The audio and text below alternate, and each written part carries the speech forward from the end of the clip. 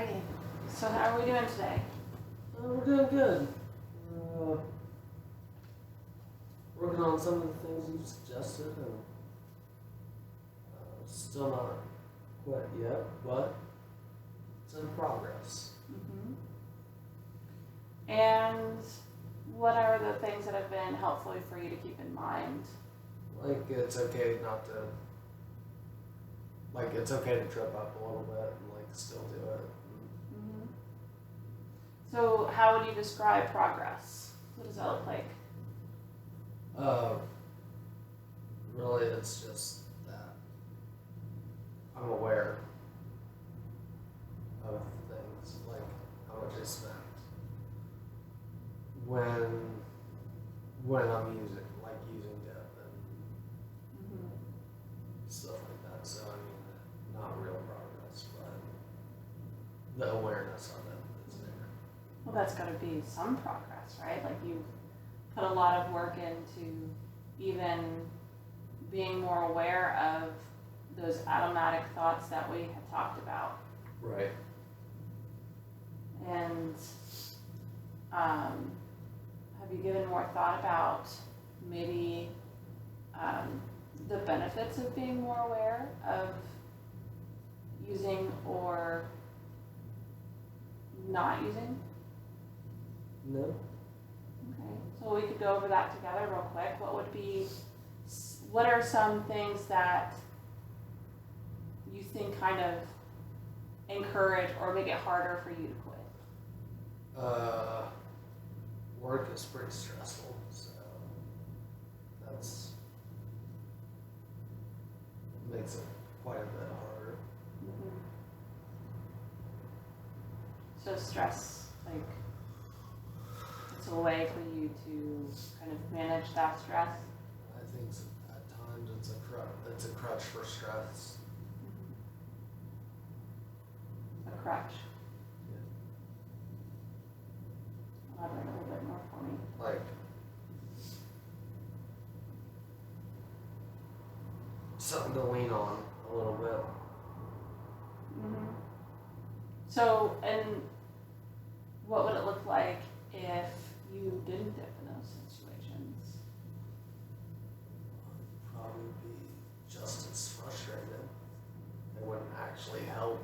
It doesn't actually help my frustration level. Mm-hmm. Or stress level. You think it could add to it? I think, and really quitting in that too, yeah. And say that again? In the process of quitting, I think it would add. Mm-hmm. Do you think, you mentioned money, do you think that adds some stress? On what how much it costs? Yeah, I think we did the math last session and you said it cost a little over $100 a month. Yeah. Did that stress you out when you realized how much you were spending? A little bit. That's a lot. That's a lot for. Mm-hmm. Nothing really. Mm-hmm. So there's the possibility that in that moment at work, you see it as helping address the stress, but in reality it might even be adding to it, is kind of what you're saying? That's. Like not maybe in work, but in the big picture. Yeah.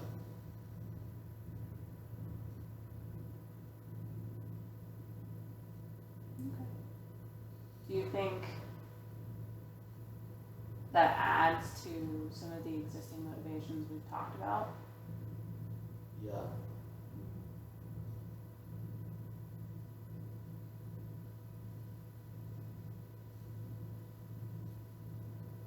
So you said, yeah, so elaborate a little bit more. What are some existing like reasons or desires that contribute to us working together on this? Okay, so it costs a lot of money. That's why the original reason is that prices keep going up. I don't think it's worth that.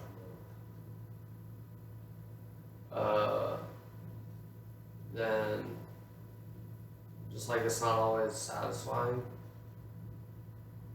Sometimes it's just like not a gross feeling, but it's just there. Mm-hmm. So it's not satisfying all the time, and then those are the real two big things. And I know the long-term effects of it, but that really isn't a factor of why. That's not in your realm of concern at the moment. Yeah. How does it affect your relationships? Do your family or friends have an opinion about it?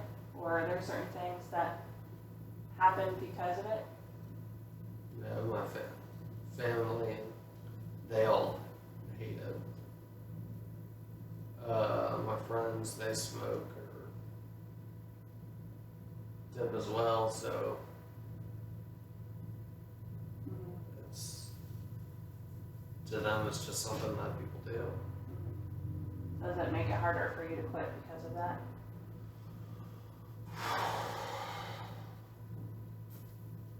I don't know. I don't hang out with them, my friends, all the time, so I don't think it's something stopping me. Like, I don't think that would play a factor in the quitting.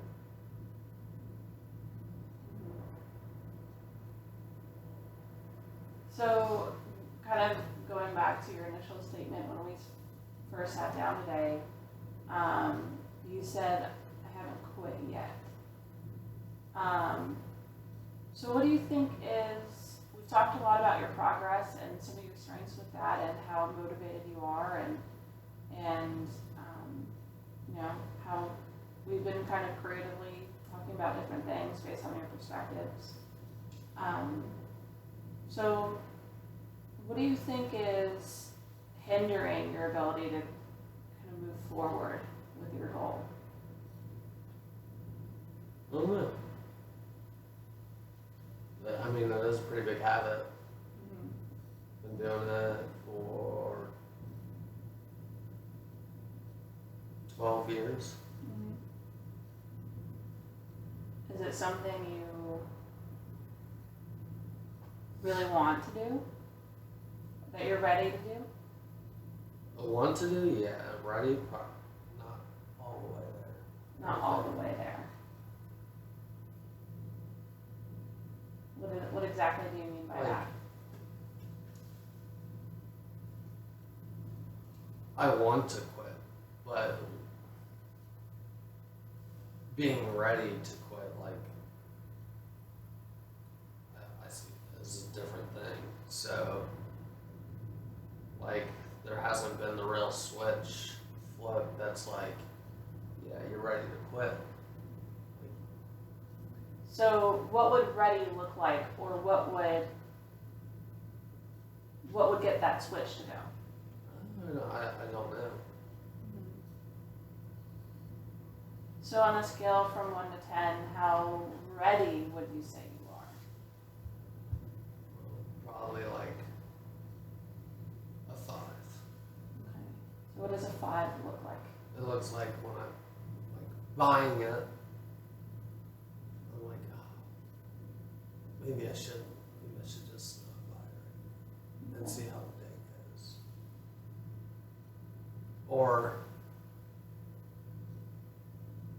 I won't do it right first thing in the morning, and I'll get to work, and then so it's like kind of trying, and then I'll leave it in the truck, and I was like, I'll just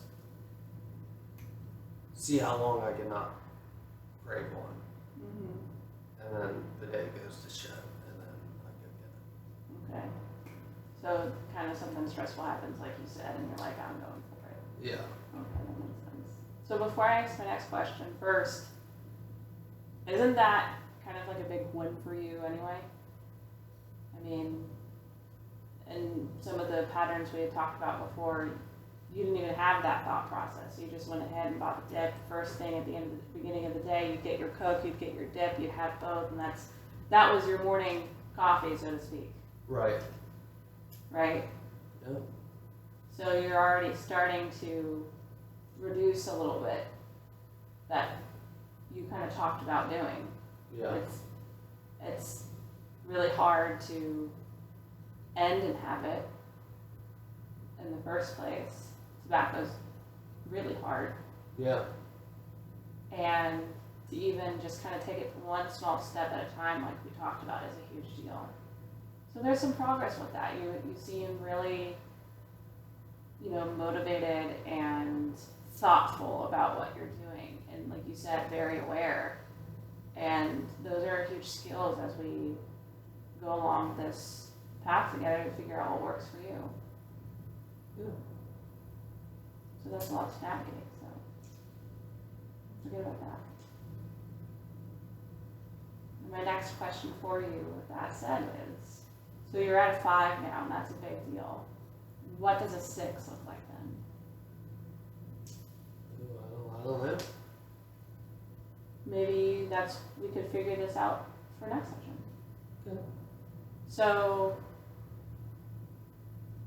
and kind of taking your lead on this, the focus is kind of reducing slowly one at a time, right? That seems more manageable. Yeah. So, is it okay if I present a different idea that you might be able to experiment with? Sure. Okay, so what would it look like if you got some of those, like, replacement dip products that are out there? You might be familiar, have you? Yeah. And mix that in. So you'd be taking, they don't have any of the tobacco in them, but you could just start picking some flavors that you liked and mixing it in with your actual tobacco to reduce the amount that you're taking and get used to the replacement.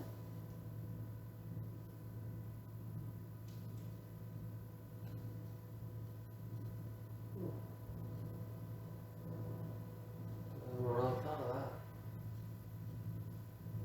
We could even break it down at an even smaller step, and then before our next session, we could get you one of the sample boxes. There's like 20 different flavors, and you can just try different ones when you feel like it over the next week, and let me know which one you like next time. Does that seem a little bit more manageable? Yeah. Yeah? Okay. So we talked a lot this session about what's going well in your progress, and some motivators that you mentioned was like money and stress that had to do with that. And we also went over some big ones for you in reducing the amount that you're ingesting, or I guess dipping, and identifying some ways to experiment further to go along with that progress. Does that sound about right? Yeah. And kind of the biggest thing that you mentioned too was being aware. That's a huge step. So we'll continue on with that and build on to that and see what comes next. Okay. That sounds like a good week of stuff to look into. Cool. Sounds good. Well, I will see you next week. All right. See you next week.